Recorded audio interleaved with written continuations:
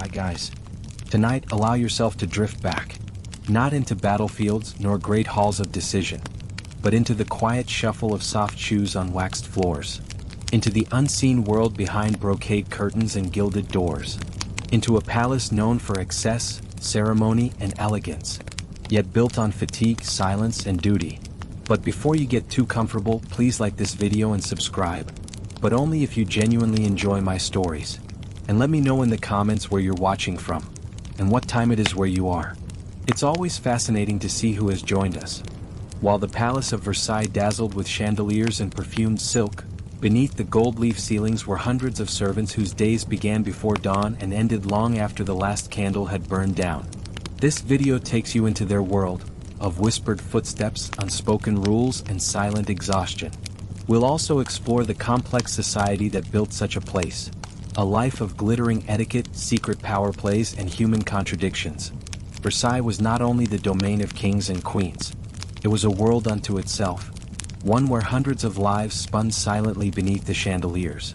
And for many, a single mistake meant disgrace, dismissal, or worse, obscurity. But tonight, we will not follow the courtiers. We will not peek into the life of a monarch. Instead, we will follow a servant. A quiet figure you may never have noticed in a painting. A life not recorded in books, but lived in the rhythm of candlelight and sweeping cloth. From the moment she opens her eyes in the dim servant's attic, to the last embers of a cold fire at midnight, you will walk in her shoes. Or rather, in her worn leather slippers. Let us begin then. One day, one servant, in the most resplendent palace in Europe. Why you wouldn't last a day as a servant in Versailles. Imagine waking not to the warmth of sunlight, but to the creak of floorboards and the stale breath of the attic dormitory. Your bed is a thin mattress, your blanket shared. The woman beside you snores softly, exhausted. You have just a moment to stretch before your day begins. The bell hasn't rung yet, but it will. And you must be ready. There's no fire to warm your bones. No breakfast waiting. Your shift begins in 15 minutes, and Versailles does not wait for the slow or the sentimental. You light a stub of candle with hands that still ache from yesterday's scouring. The wax has dripped onto your apron from the day before. You don't have time to clean it now. Down the narrow back stairwell you go, careful not to be seen by any noble wandering out of place. If they do see you, you must stop. Well, apologize. And pray they don't report your face. Your first task? The chamber pots. 27 of them in this corridor alone. Some lords are discreet. Others are not.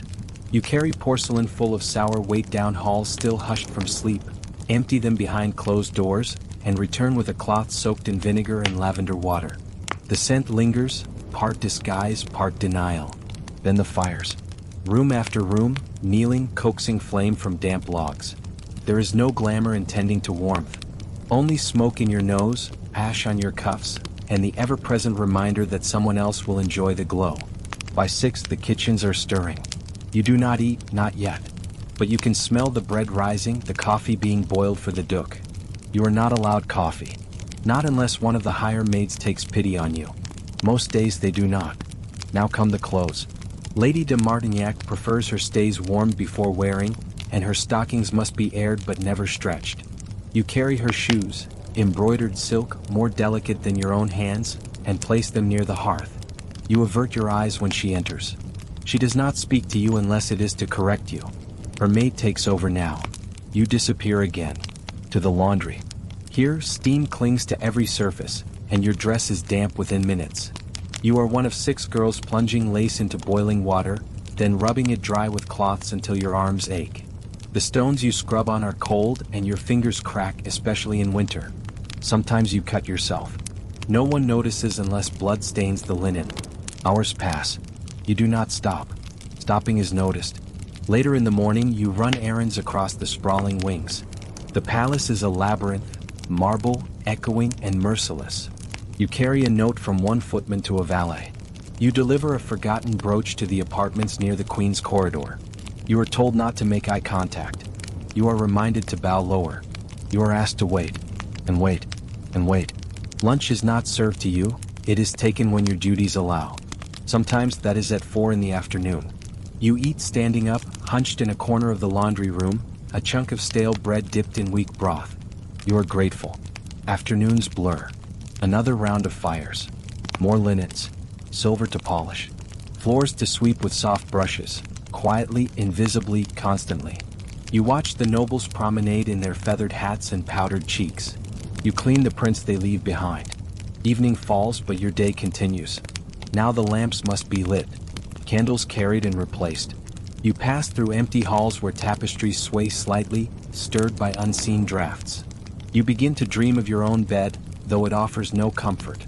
By midnight your shift ends. Your feet ache in a way that no rest can repair. You smell of ash, sweat, and lavender oil. Your hands are swollen. Your eyes sting. You climb the stairs again into the dormitory where girls already sleep like the dead. You lie down, bones heavy, stomach hollow, ears still ringing with bells. And just before sleep takes you, you remember. You will do it all again tomorrow. And the next day. And the next. She was not born into satin sheets. Not into titles or rooms lined with velvet.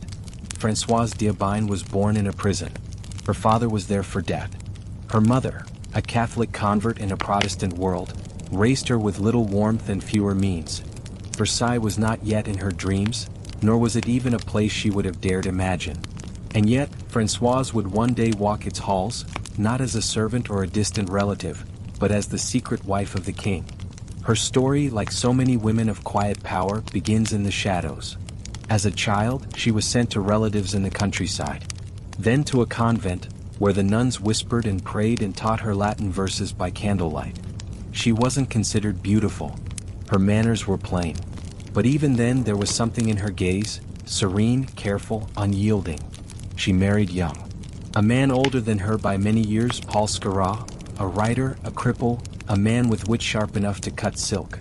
Their house in Paris became a modest salon for the literary. Françoise listened more than she spoke. She learned the shape of influence, how to speak softly and be heard anyway. When her husband died, she was left poor, but not forgotten. The Marquise de Montespan, King Louis XIV's powerful mistress, invited her to tutor the king's illegitimate children. It was a small duty, but within palace walls even small duties mattered. Françoise accepted. She did not wear perfume. She wore quiet colors. She watched. Unlike others at court, she asked for nothing. But she gave attention, thoughtfulness, quiet discipline. She was firm with the children, respectful to the king. She became noticed. Louis XIV was a sun king who adored spectacle. But in his private chambers, perhaps he craved something else. Something quiet. Something certain. Over time, his affection for Françoise grew. Not all noticed. Some did and gossiped. But the rumors were mild compared to the scandals that already swirled around court like powder. Besides, Françoise kept to her station. She asked for no titles, demanded no riches.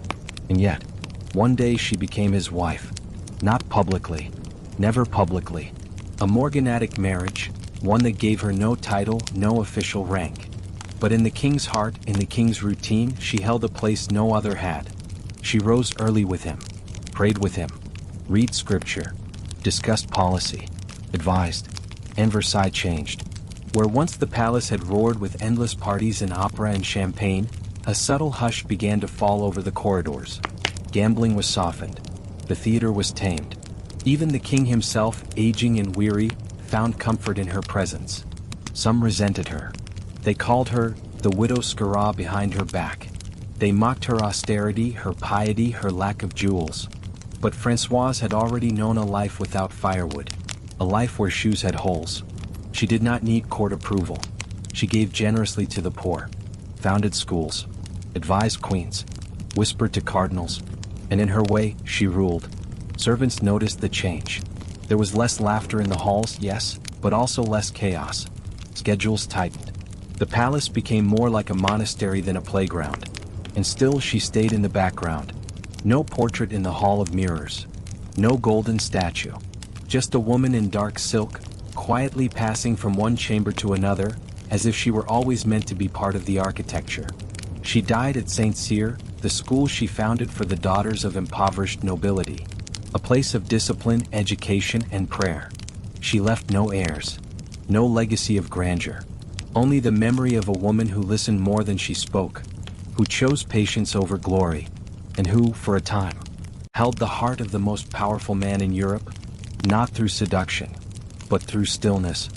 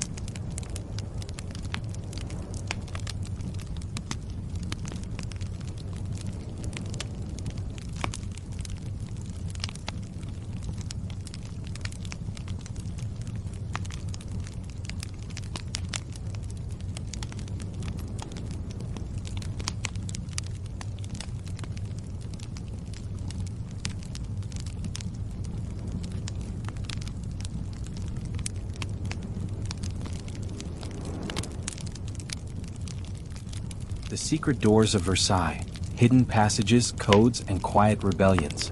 Versailles was built to be watched.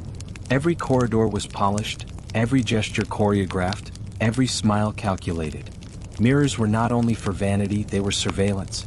The palace was designed to reflect power, to trap whispers, and to remind everyone, the king sees all. But even the most radiant chandeliers cast shadows. And behind the grand walls of Versailles, there were secrets. They began with the architecture.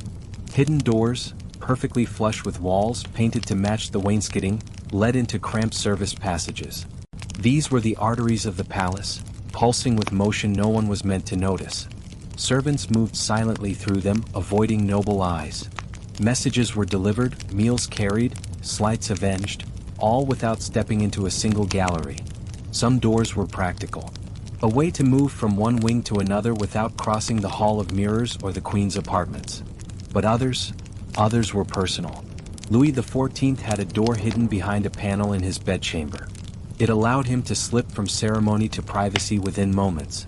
There were evenings when the king disappeared during the ritual of the coucher, only to emerge later, composed and unruffled as if he'd never left. Madame de Maintenon's own apartments were modest, but connected discreetly to the king's. It was not uncommon for her to vanish through a narrow door that most courtiers assumed was just a closet. Even the queen had her own hidden exit. Marie Antoinette, decades later, would use hers not for scandal, but for safety. On the night the angry mob stormed Versailles in October 1789, she fled through a hidden passage that led from her bedroom to the king's chambers. It saved her life, briefly. These doors were more than just escape routes.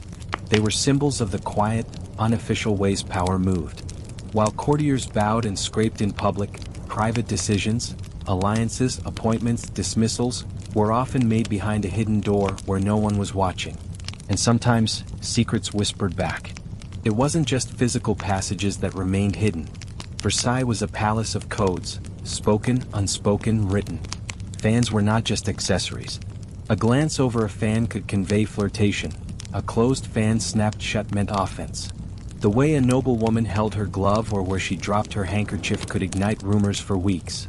Letters passed between chambers, written in invisible ink made from lemon juice or milk, revealed more than just passion. Servants sometimes intercepted them, sometimes delivered them, and thus became keepers of dangerous knowledge. There are accounts, quietly preserved, of scullery maids bribed to pass notes from one duchess to another, bypassing the usual courier. Some of these maids never reappeared. There were rebellions too, but not the kind that shake walls. They were quieter. A maid who replaced a favorite lace trim with one a degree too plain, knowing it would sour her mistress's morning. A valet who reported the wrong hour for a duke's scheduled appearance, causing him to miss a crucial meeting with the king. A cook who oversalted a soup, not enough to poison, just enough to discomfort. And of course the wigs. To raise or lower a nobleman's wig stand by just an inch was a statement. A small one, but enough to suggest something had shifted. That he was, perhaps, no longer quite so favored. Servants were expected to be invisible. But invisibility is its own form of power. They saw what others didn't. Knew what was said behind doors that didn't exist on any official floor plan. And while most obeyed, some remembered. And in remembering, they preserved an entire Versailles that never made it into portraits or memoirs. Even the furniture spoke in riddles. Lockboxes with hidden compartments. Desks with false drawers. Mirrors that concealed peepholes. There are records, subtle ones, of ministers who met not in salons but in dressing rooms. Of cards with names written in cipher, tucked into perfume boxes. Of lovers who left no trace except a pressed petal hidden beneath upholstery. Today, historians still discover new secrets within Versailles. A panel once thought to be solid opens onto a narrow stairwell. A window once bricked over was, in fact, a watchpoint for guards. Floorboards were lifted to reveal forgotten notes. Some in code, others just a single name, carefully written and then scratched out. These mysteries don't belong to kings. They belong to those who moved quietly. To those who passed through the palace in silence, leaving only the faintest trace. A footprint in dust. A turned handle. A candle burned a bit too low. Versailles wanted to be eternal. But its silence is filled with echoes. And not all of them are gone.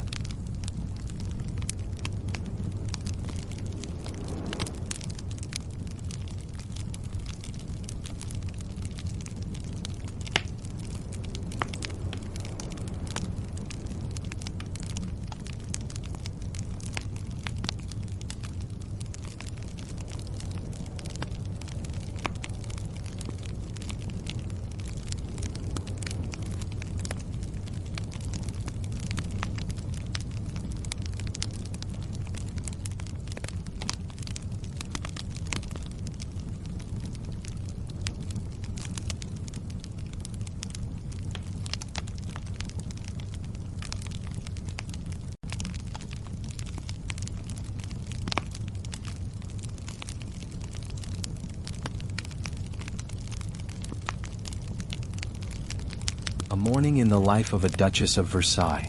Imagine the morning does not begin with labor, but with lace. A knock at your chamber door. The rustle of skirts. A whisper. Your maid enters silently, carrying your first comfort of the day, warm water in a porcelain basin. The scent is faintly floral, rose petals soaked overnight as is the custom. You do not speak yet. Speech is for later. For now you rise slowly. The room is chilled, though the fire has been coaxed to life just before dawn by a servant you will never see. Pale light filters through long, embroidered curtains. You stretch your arms not from exhaustion but from habit.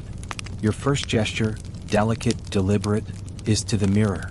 Your face, still soft from sleep, is inspected under the supervision of your lady-in-waiting. She notes a faint crease along your cheek, perhaps the pillow. A cooling cream is applied. A robe of embroidered silk, pink, lavender, or perhaps a cream trimmed in fur, is draped over your nightdress. And you are escorted not to a stove but to a chair by the fire. Your hair will take nearly an hour. You sip chocolate while the hairdresser, licensed by the Royal Guild, works oil and powder through your strands. Pomade to stiffen, powder to pale. The style will be high today, perhaps with ringlets framing your face. Or perhaps a simpler style, though simple still takes 20 pins. You consider the news. A new opera is scheduled. A countess has fallen ill. The Dauphin was seen riding early in the morning, unusual for him. Each detail is quietly absorbed, part of the larger social tapestry in which you live. Dressing is a ritual. You do not simply get dressed. You are dressed. First the chemise. Then the corset, laced by practiced hands until your waist is properly confined. Next the panniers, widening your skirts like the wings of a ship. Then the gown itself, layers of brocade and silk, fastened with tiny buttons and ribbons. Embroidered slippers complete the look. A final dusting of powder. A fan. A touch of perfume, orange blossom today or perhaps bergamot. Now, you are ready to be seen. Breakfast is taken in your private apartments. Bread, fruits, cheese, and the ever-precious coffee or chocolate. You are joined by companions, ladies of appropriate rank, and together you speak softly of fashion, appointments, and the movements of courtiers. Everything is measured. Even laughter must be the correct volume. At court, nothing is casual. Even leisure is curated. Later in the morning, you promenade through the gardens, escorted by a cousin or companion. Not for pleasure necessarily, but for presence. To be seen, remarked upon, acknowledged.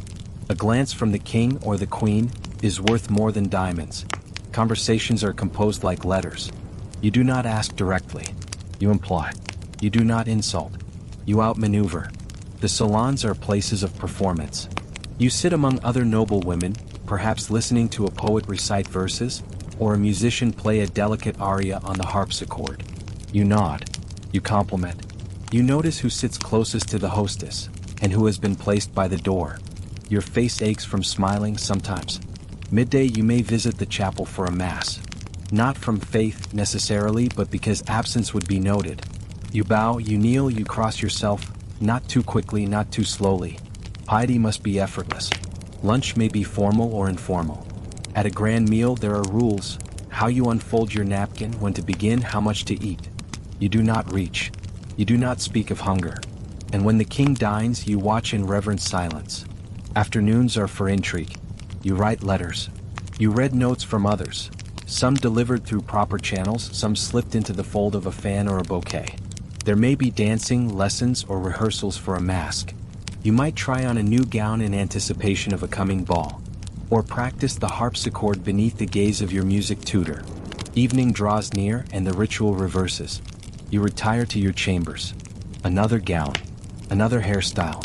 Another performance. You attend the royal supper. You do not eat much, but you are present. See, voice polished. The king walks by. You curtsy. He nods. You are remembered for now. Later, in your private room, your maid removes your jewels. Your hair is unpinned, your gown unfastened. You are returned to linen and silence. A book is placed by your bedside. You may not read it, but it waits there, a gesture of refinement. And finally, as you lie in bed beneath embroidered sheets, the candles are extinguished one by one. You do not fear the darkness, because even in sleep, your place in the palace must be maintained.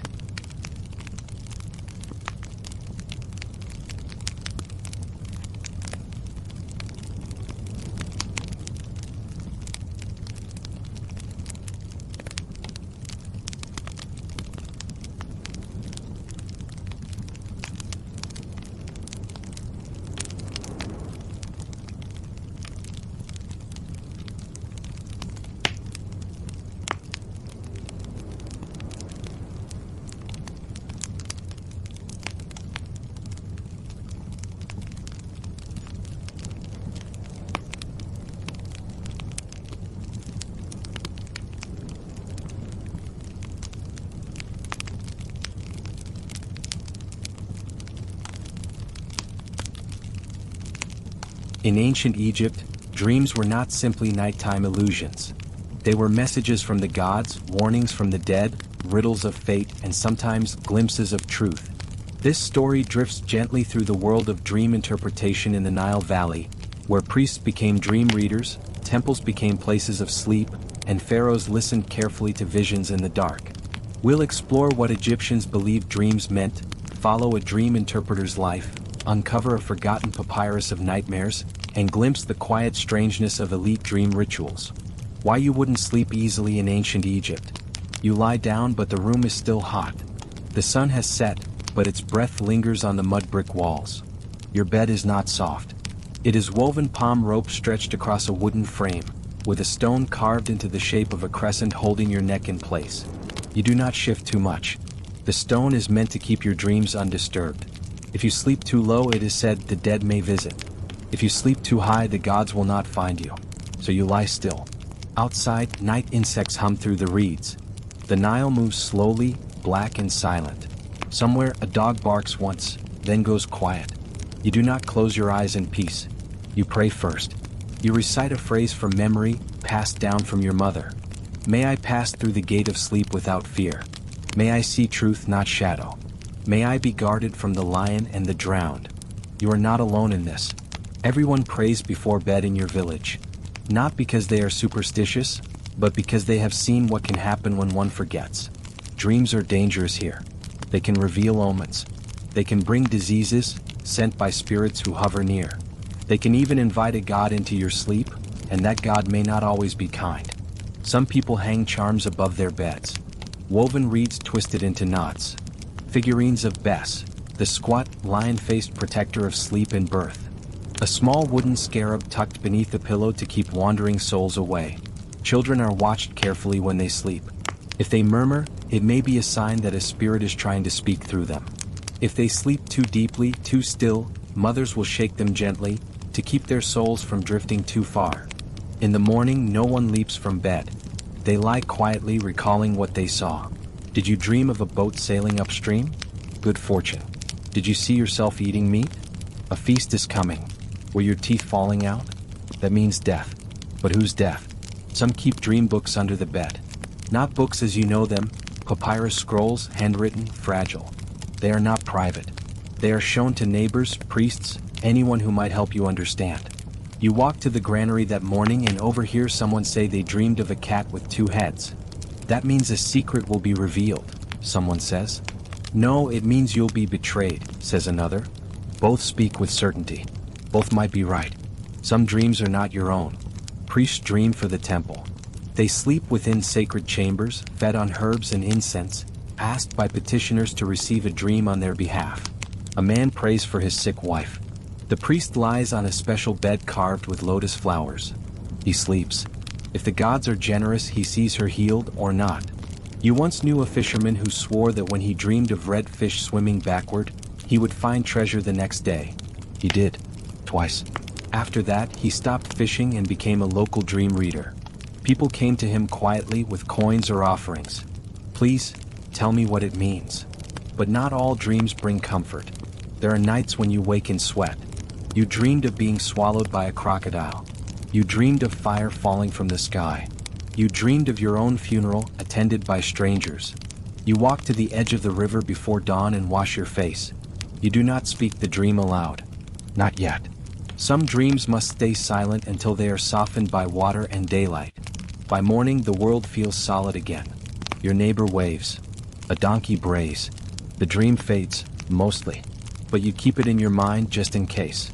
Because here in Egypt, a dream is never just a dream. The dream scribe of Thebes. His name was Pentahotep. He was not a pharaoh, not a builder of tombs. He did not raise obelisks or command soldiers. His work required no bronze, no chisels, no whip of authority. Instead, he listened. In the quiet before sunrise, Pentahotep sat cross-legged in the House of Life, the temple school nestled against the western cliffs of Thebes. Its walls were cool, its door always shaded, and within it lay shelves of papyrus and ink, scrolls thick with symbols not everyone could read. But he could. He was a scribe of dreams. The title was not grand, but it was old. It meant that he had studied the books of dreams, those fragile guides written in demotic and older tongues, handed from master to student for generations. He had copied them line by line. He had memorized the dreams of kings and field hands alike. He had learned, for instance, that to dream of drowning could mean sudden wealth, or that dreaming of white cloth foretold illness. He knew that a serpent biting one's left hand was good fortune, but the right hand meant betrayal. People came to him with questions they dared not speak aloud elsewhere. They came barefoot, often at dawn, heads covered in linen, holding nothing but a small token, an amulet, a cooked fig, a bead from a broken necklace as payment. One woman came shaking. She had dreamed of 3 birds flying backward through fire. Pentahotep did not speak at once. He let her sit. Let her pour water from the small jar she had brought. Then he quietly took up his pen and began to draw symbols onto a fresh scrap of papyrus. Birds, he said, often meant messengers. Backward flight suggested regret. Fire could mean purification or warning. He asked what color the birds were. She said, black. He nodded. Death, but not literal. The ending of a vow. The secret broken. He did not say more. She understood. Another day, a farmer came laughing. He had dreamed of golden cows dancing on a table. Pentahotep smiled. He had seen that one before. It meant gain. sudden abundance, but also risk. Cows were sacred, tied to Hathor. Dancing was joy, but unstable. A warning not to be greedy. The farmer listened, then left a bunch of dates on the floor and went on his way. Sometimes Pentahotep dreamed himself. He wrote his own dreams down with care. He kept a private scroll rolled tightly in a jar beside his bed, away from light. Some of his dreams were ordinary, others not. He once dreamed of a crocodile wearing a crown. It had spoken to him, not with words but through gesture, and led him through a gate where the stars moved backwards in the sky. When he woke, his skin was cool, though the night had been hot. He did not tell anyone that dream. Instead, he fasted for 3 days, then walked to the river alone and poured out wine onto the earth. Some dreams were not meant to be shared. At the temple, he served not only common people but priests, merchants, and once, even a messenger from the palace. This man came in silk, eyes shadowed. He spoke of the pharaoh's nightmare. A black ibis standing on his chest, its wings spread wide, its eyes empty. Pentahotep listened without reaction. He said only, "The ibis is the scribe of the gods. The chest is breath. The wings are time." He asked, had the king been ill? The messenger nodded. Pentahotep requested a basin of water and a silver ring. He performed a quiet rite, simple, calm. Then gave the man a charm made of cedar, carved in the shape of a feather. "Place this beneath his pillow," he said. "Burn myrrh. Let him sleep again. Do not speak the dream aloud after this." The pharaoh did not dream again for many nights. Pentahotep continued his work until his hands stiffened with age. By then he had filled more than a dozen scrolls, dreams of bakers, lovers, children, even animals. He believed all dreams held meaning. Even nonsense had pattern. Even silence meant something. He died one summer during the high flood. His scrolls were placed in a clay jar and buried beneath the floor of the temple. Not because they were holy, but because they were weighty. Dreams, after all, were not air. They were messages, and messages belonged to the gods. Long after his death, someone found one of his scrolls. It had faded. But there, in neat rows, were the dreams of a city. A man flying. A woman weeping in the shape of a lotus. A boy speaking in a lion's voice. A cat with no shadow. A table that would not end. Each one read. Each one noted. Each one for a moment understood. Because in that ancient world, dreams were not illusions. They were maps, symbols, warnings, and sometimes, if you listened carefully, they were truth. The Night Book of Dreams. There is a papyrus. A long, careful scroll from the reign of Ramses II, tucked into a niche in the ruins of ancient Deir el-Medina. It is brittle now, its fibers dried, its symbols faded, but in its time it was a working tool. A reference, a companion, a guide. It is known today as the Ramesside Dream Book, though no one in Egypt would have called it that. They would have simply called it a book of knowing. It is not poetry. It is not myth. It is something more peculiar, a catalog of dreams. Not just dreams recorded, but dreams sorted and judged. Good or bad, fortunate or dire. Each one described in a single line, blunt, repetitive, almost liturgical in its rhythm. If a man sees himself eating crocodile flesh, good. It means he will gain power over his enemies. If a man sees himself drinking warm beer, bad. He will be sick. If he sees himself seeing his face in a mirror, bad. It means death is near. On and on it goes. Dreams of eating, of flight, of sudden light or endless falling. Dreams of birds, always specific. A white heron brings joy. A vulture is a sign of royal favor. A bat is an evil presence watching. The book does not explain why. It simply tells. The logic behind the dreams is left unspoken, understood only by those trained to read beyond the words. The scribe who wrote it likely worked in the temple of Khonsu, the moon god associated with healing, time, and dreams. The ancient Egyptians believed that dreams came through the breath of gods. When you slept, your soul, called the Ba, left your body wandering freely through visible and invisible realms. If your Ba was lucky, it met a god or an ancestor or a helpful spirit. If it was unlucky, it wandered into dangerous places, bringing back nightmares like sand stuck to the hem of a robe. This scroll, this dream book, was a guide to interpreting the dust your soul brought home. The dreams are recorded always in the third person. If a man sees himself, because it wasn't just for the dreamer, it was for the interpreter. for the priest or reader or wise old woman who could match the vision to its meaning. It was meant to help make sense of the nonsensical, to anchor the swirling images of sleep into the rhythms of life along the Nile. Some entries are mundane. If a man sees himself climbing a palm tree, good. He will rise in station. Others are disturbing. If a man sees himself sleeping with his mother, good. It means he will gain favor with the gods. This was not literal. Dreams often used riddles and reversals. Intimacy might mean union with divine truth, or it might mean guilt. Each dream was a puzzle, not a statement. Sometimes the logic seems to shimmer just out of reach. If a man dreams of being bitten by a donkey, bad. If a man dreams of dancing with the dead, good. If he dreams of darkness swallowing the sun, bad. But not always. Sometimes the sun is swallowed and returns brighter. Sometimes death in a dream means birth in waking life. The Egyptians believed that opposites often carried each other in shadow. To dream of falling might mean ascending. To dream of weeping might mean joy is near. The key was not just the image, but the feeling it left behind. The echo in the chest when the dreamer woke. The Ramesside dream book was likely copied many times. Versions were kept in temples, passed between scribes, consulted by priest-physicians when people came begging for understanding. But not all dream interpretation was public. Some people kept their own secret lists. They did not write them in ink but remembered them through habit. A fisherman might believe that dreaming of waves crashing meant poor catches. A brewer might believe that dreaming of foaming beer meant profit. A mother might pray every night not to dream at all, so her sleep would be undisturbed and the gods would leave her children alone. Over time, as dynasties rose and fell and Greece crept into the Nile's language, the science of dreams became more formal. Greek authors like Artemidorus would later write entire books on dream interpretation, inspired in part by Egypt's ancient tradition. But the Egyptian view never lost its depth. Dreams were not just strange images.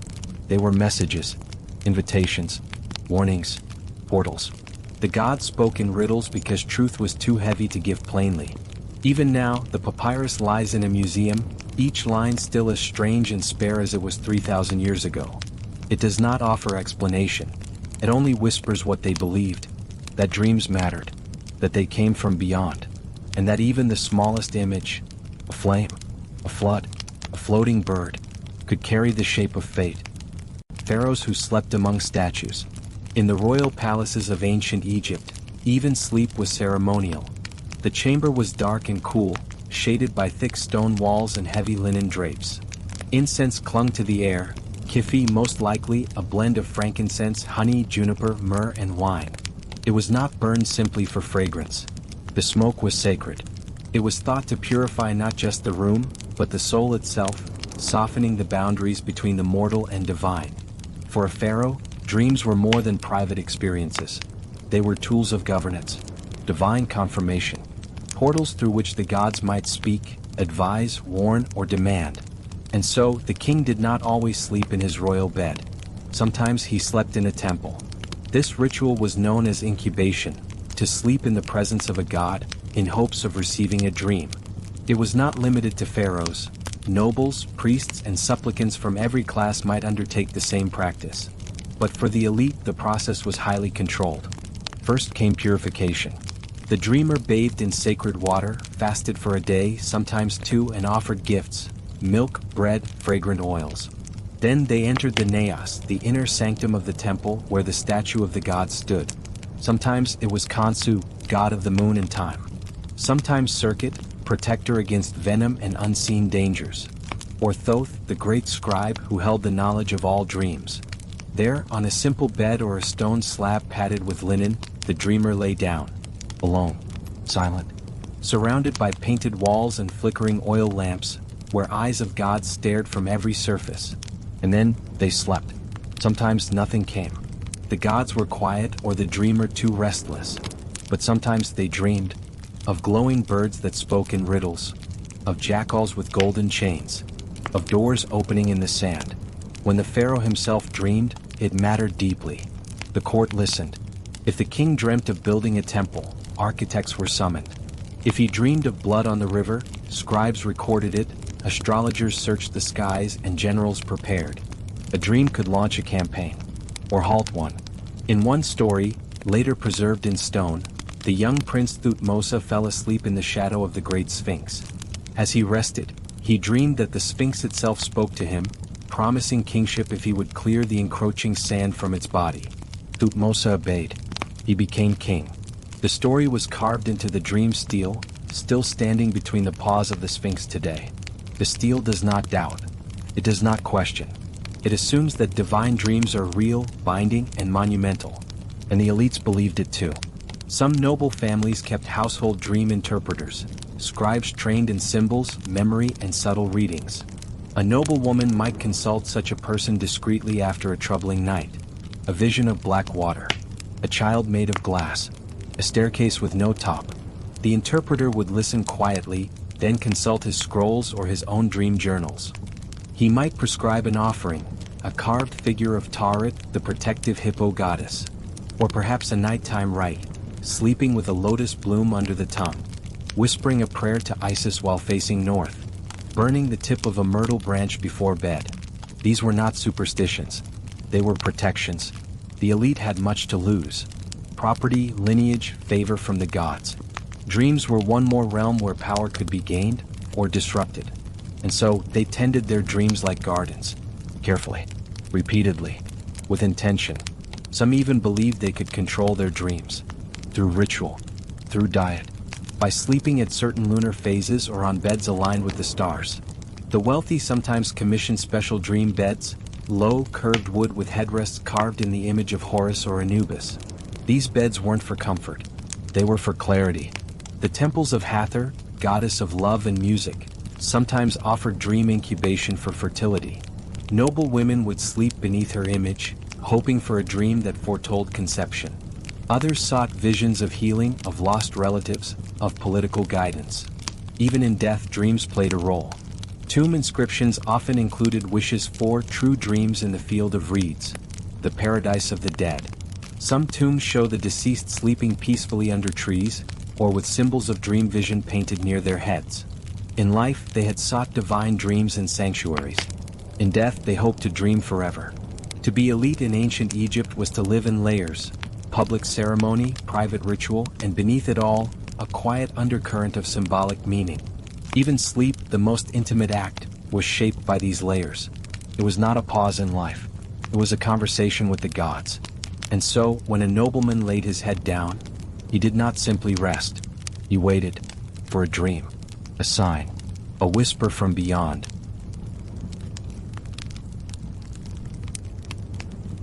In the damp, shivering heart of the 14th century, the skies refused to clear.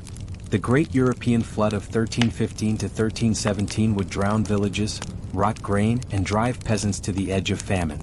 But in this story, we don't begin in a throne room or battlefield.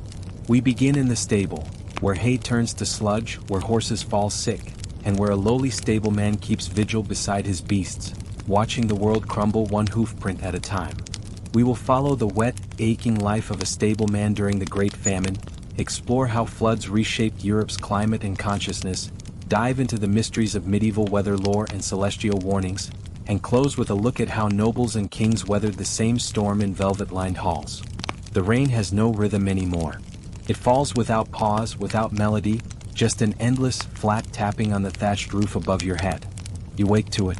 You fall asleep to it. You dream in its gray tone.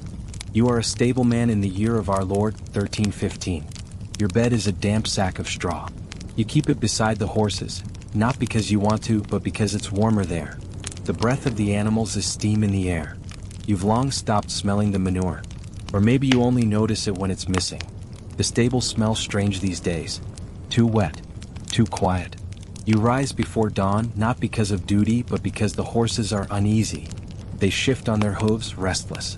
One of them is coughing again, Riven, the oldest of the cart horses. You pull your patched cloak around your shoulders and roll from your straw pallet. The floor is wet again. Always wet. There's no keeping it dry now. The water seeps in from the walls, comes up from the ground. Even the stone troughs sweat. You check the hay. What's left of it is moldy. You pull apart the least rotted clumps and carry them to the feeding stations. You mutter apologies as you go. You know it's not enough. The horses eat without enthusiasm, muzzles dipping into the straw like monks into cold broth. Outside, the courtyard is a swamp. There was once a cobbled path from the barn to the kitchen yard. Now it's gone, submerged under inches of sticky brown water that sucks at your boots with every step. You've fallen more than once. So has the steward's boy who came running 2 days ago and landed face first in the muck. You laughed at first until you saw his eye was swollen shut. You make your rounds. The Baron's hunting horses are kept in the east wing, slightly better built. The roof still leaks but the walls hold. You find one mare trembling. Her flank is hot to the touch. You whisper to her, stroke her mane, but you already know what it means. Fever. In this wetness, fevers spread like gossip. There's no dryness to retreat to, no clean bedding left. The kitchen scraps are leaner now, and even the oats are damp. Some days you think the horses might be better off in the open air. But then you remember the wolves, and the sickness in the marshes, and the men desperate for meat. You've heard the stories. A stable burned 2 villages over. Not by accident. The people were hungry. They ate the horses first. You try not to think of it. You fetch water, though you hardly need to. Rain fills every bucket left outside. Still there's the routine of it. Water from the barrel. A glance at the sky. The prayer said under your breath. Keep the hoof sure. Keep the hay clean. Keep the rider whole. You're not sure anyone listens. You say it anyway. By mid-morning your tunic is wet through. You stop noticing. The wool clings like a second skin. You strip it off sometimes when you're alone, wring it out, and watch the brownish water run down the stable yard gutter. Then you put it back on. What choice do you have? You used to have a helper. A boy named Toma. He ran off a week ago. Said he was going to the priory where they still had dry beds. You hope he made it? You think of asking the steward for a new boy, but you don't. Everyone's short-handed. The kitchen is down 2 cooks. The smithy's fire went out and won't relight. Even the reeve has stopped patrolling the fields. There are no fields to patrol. They've turned to lakes, every one. The barley drowned. The rye curled black on the stalks. You walked through them once out of curiosity. Your feet sank into the muck so deep it took you 10 minutes to free your left boot. You never went back. At night, you stay with the horses. You light a candle and sit in the corner with your knees drawn to your chest. You used to sleep in the servants' loft, but the roof collapsed there in the first month of rain. One girl was hurt, crushed under beams. She lived, but she doesn't speak anymore. So you stay down here. The horses sleep fitfully too. They twitch, snort, sometimes wake suddenly as if hearing a noise you cannot. You know that look? It means something's wrong. It means something's coming. You've started to dream of floods. Not just rain, but walls of water, dark and surging, swallowing barns and hills and villages whole. Sometimes in the dream you're holding a foal in your arms, trying to keep its head above water. Sometimes the foal is gone before you can even lift it. You've stopped telling anyone your dreams. There's enough dread already. You remember when the rain began. At first it was just a heavy spring. Then the clouds didn't leave. The sun became a rare visitor, weak and watery behind the mist. By summer the talk had shifted. Less laughter. More counting of stored grain. More eyes cast toward the chapel. Some say it's a punishment. Others whisper of a northern curse, of devils loosed upon the clouds. A friar passed through last month muttering about sins and reckoning. You didn't catch much of it. You didn't stay long. You try not to wonder what you've done. Instead you check the hooves. The wet rots them quickly now. You clean them with a carved stick, wiping away the sludge and checking for cracks. You hum as you do it, a habit from your father. He was a stableman too in another village long ago. You haven't seen him in years. The Baron passed you once in the courtyard. He didn't speak. His fine cloak dragged in the mud. You watched him walk toward the keep where fire still burned and walls stayed dry. He's lost horses too, but you doubt he notices. To him they are names on a ledger. To you they are breathing things warm in the dark, watching you when no one else does. You think of leaving sometimes. Of heading south toward higher ground where the rains may not have reached. But someone must tend the stables. Someone must care for the few beasts left. Someone must wait until the rain stops. And so you stay. You rise each morning with sore knees and stiff hands. You carry buckets. You whisper prayers. You sleep beside the horses and wake when they wake. And you hope, quietly, achingly, that someday soon the skies will clear. That the hoof will be sure again. And the hay dry. And that the world will remember how to be warm. In a world where water could kill and strong smells were seen as signs of health, being clean, truly clean, was an act of suspicion. This story follows the life of an unerringly hygienic French apothecary in the 17th century, hated by neighbors, watched by the church, and feared by the sick. Clean hands, it seemed, could soil your reputation faster than filth ever could. From muddy Parisian streets to perfumed salons, we'll examine why cleanliness was once considered unnatural, and why smelling nice might make you dangerous. A day in the life of the cleanest woman in France. The morning began as it always did, with steam. Marie-Catherine Delorme, known only as La Savenneuse to those who feared her, had no need for a rooster. Her hours followed the rhythm of boiling water. Before the sun had lifted itself over the crooked roofs of Paris, the fire in her kitchen hearth was already alive, heating copper basins filled with lime water and herbs. She did not trust plain water, no one did, but she had ways of softening it, ways that made it less dangerous, more agreeable. She scrubbed her hands before anything else, a ritual, not just a habit. With carbolic soap she made herself, olive oil, ash, salt, and camphor. Her nails were trimmed short, filed with a piece of flat sandstone. Her wrists were red and raw, always just a little sore from scrubbing. But she preferred pain to stickiness. Her house was a narrow one, tucked beside a coopery shop that reeked of tar and pitch. The smell never crossed into her home. She kept bowls of vinegar tucked under the windows, and dried bundles of lavender over the lintels. Everything she owned could be boiled or beaten clean. Her bedding was linen washed weekly. Her floors were stone. Even the cat was brushed daily, though it seemed to resent it. To most of Paris this was unnatural. No one had time for such fastidiousness. People lived hard in a soup of bodies and breath and firewood smoke. Chamber pots emptied from windows. Horses fouled the cobbles. Even nobles walked through rot to reach their carriages. But Marie-Catherine walked as if the street itself could not touch her.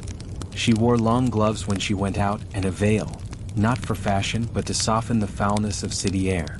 She carried a cloth dipped in lavender and covered her mouth when passing beggars. Not from cruelty but from caution. Her neighbors noticed. They said she wiped her doorknob with spirit of wine each night. They said she kept vinegar in her bath water.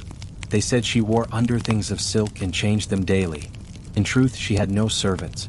She had no money for such extravagance. What she had was knowledge and a great distrust of filth. Her mother had died when Marie was a child, coughing up something black. Her father, a barber surgeon, had tried to clean the house before the parish men arrived, but it hadn't helped. The sickness took him too a week later. Marie had grown up with the smell of death in her clothes. She had learned early that nothing could be trusted if it was damp, dark, or covered in someone else's breath. So she made her living with tinctures and powders, poultices and oils. She had a tiny apothecary's table in her back room, clay jars neatly labeled, dried roots hanging like old curtains. Her customers were mostly women. They came for hand balms, for menstrual teas, for vinegar rinses. She gave them small brown bottles with careful instructions, and always a warning to use clean cloths. The market women muttered. Some called her a poisoner. Others said she brewed spells for barren wives. The church took a cautious interest but found nothing actionable. Still, people crossed the street when she passed. There was one boy who spat as she walked by once. She didn't flinch, just looked at him through her veil and said nothing. The next day the boy's family had a fever, and by the week's end 2 were buried. It wasn't her doing, of course, but superstition doesn't care about truth. Her day was strict. The bells from Saint Julien-le-Pauvre rang lauds, and she set her work accordingly.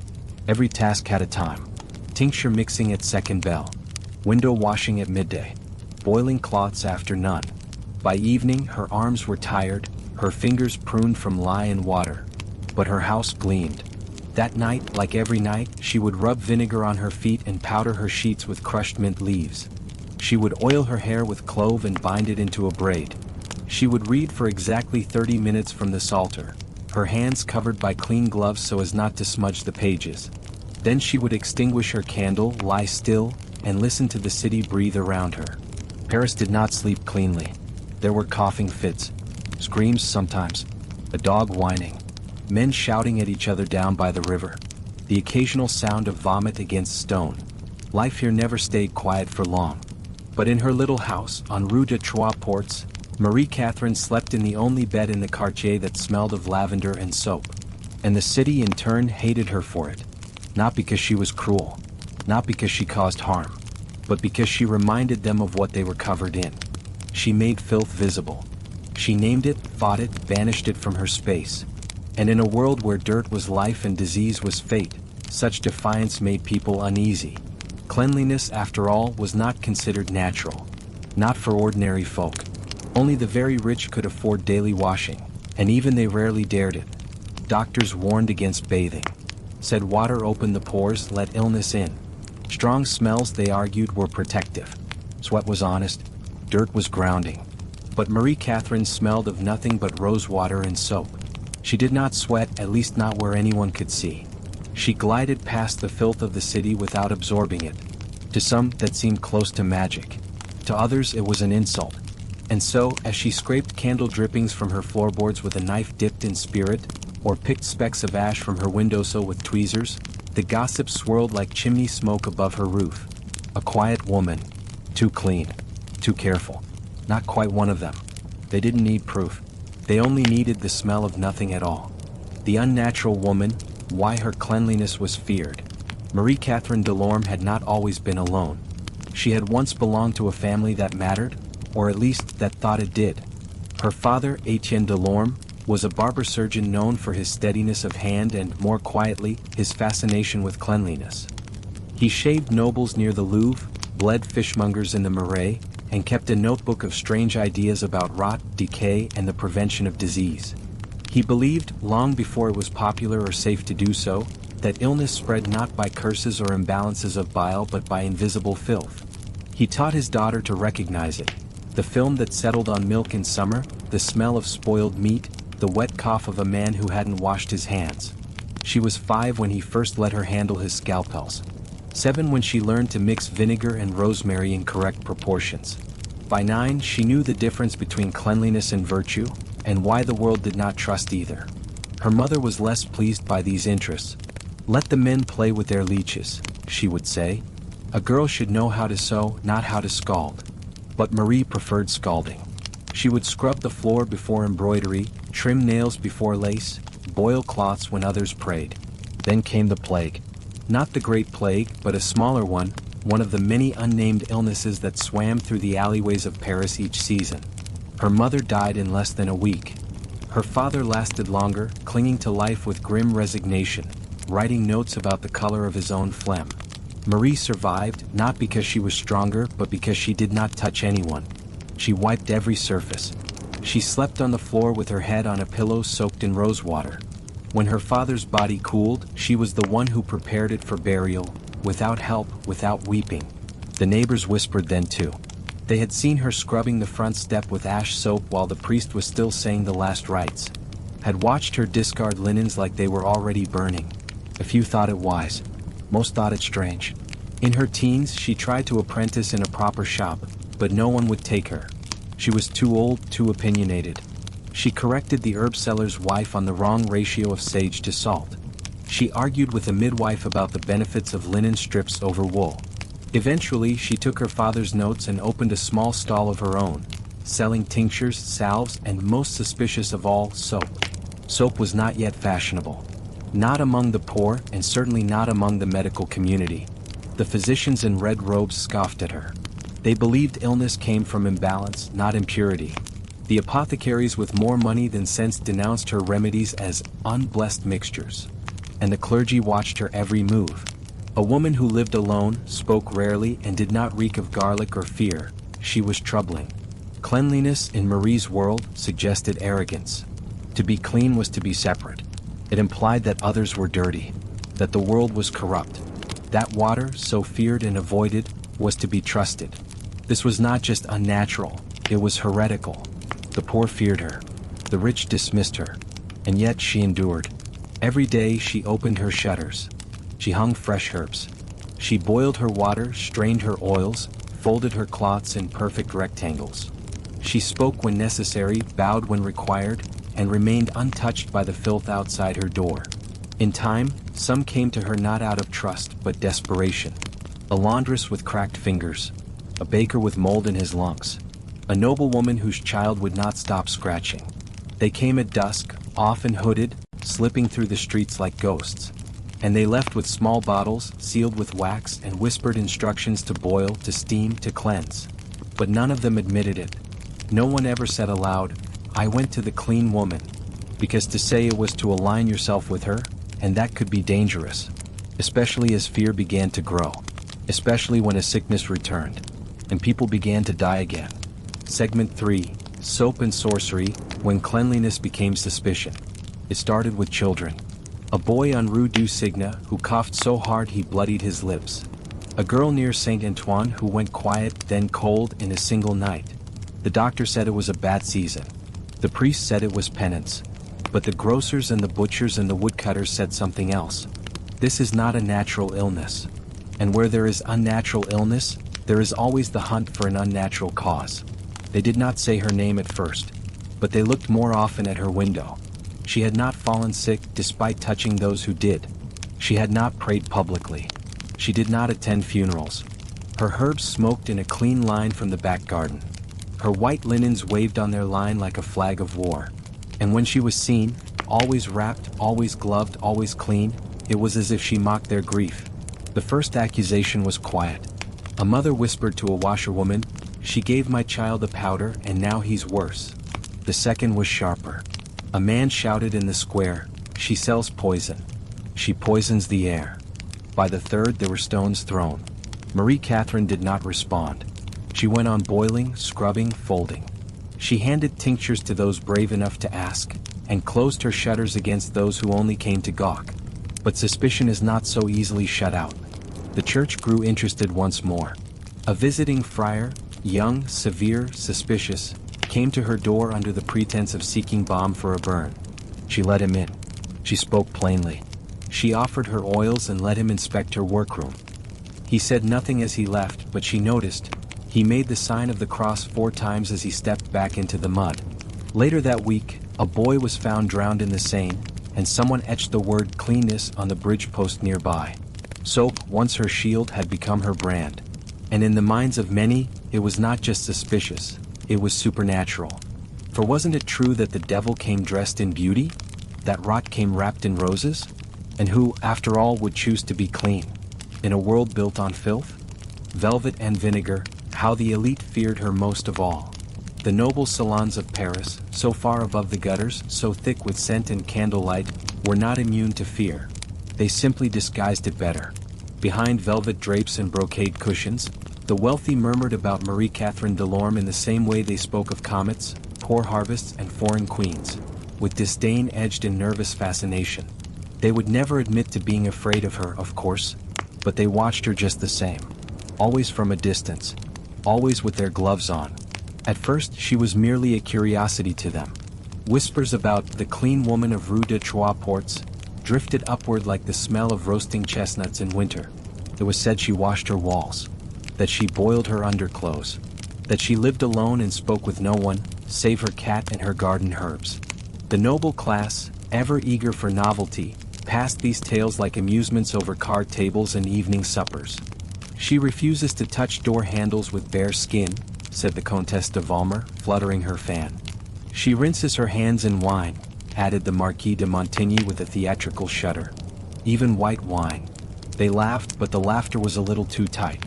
Because under the powder and silk and rosewater, they lived in fear of something they could not name. They dressed for appearances, not protection. They knew their own filth, hidden under the lace cuffs and beneath the scented handkerchiefs. Their bodies were layered in pomade and powder, but not cleanliness. They bathed twice a year at most if the physician permitted it.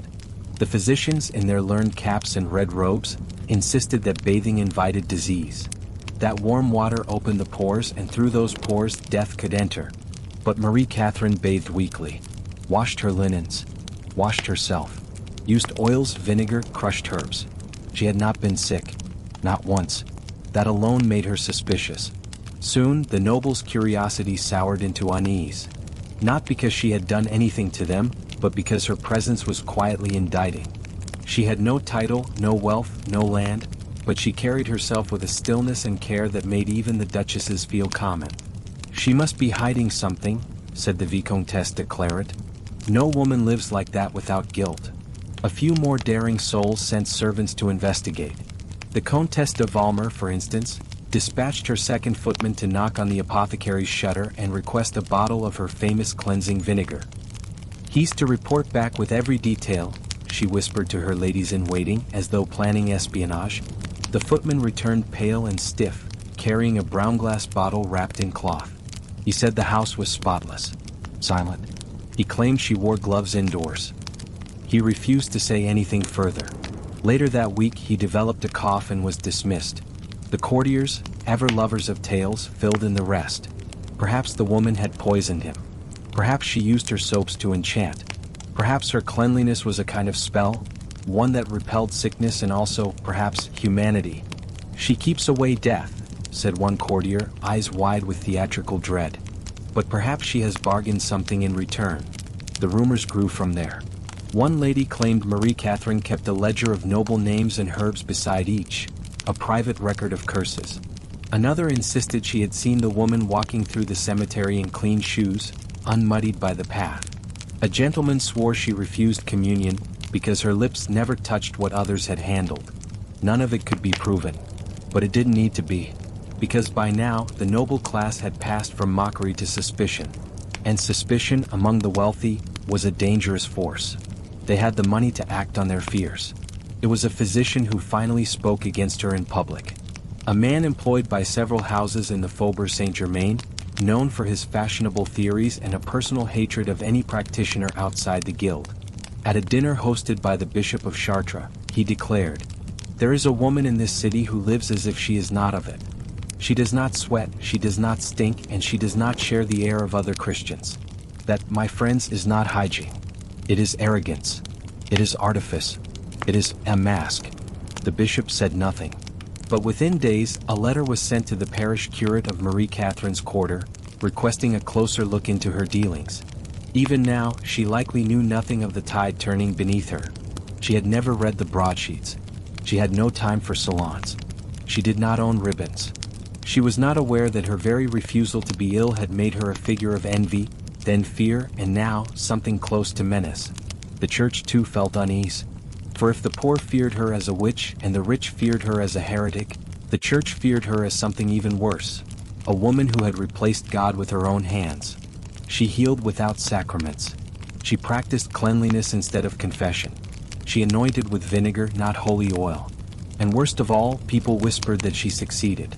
In a world where survival was random, where death crept through the air and no one could be sure of who would wake tomorrow, Marie Catherine had control. That terrified them.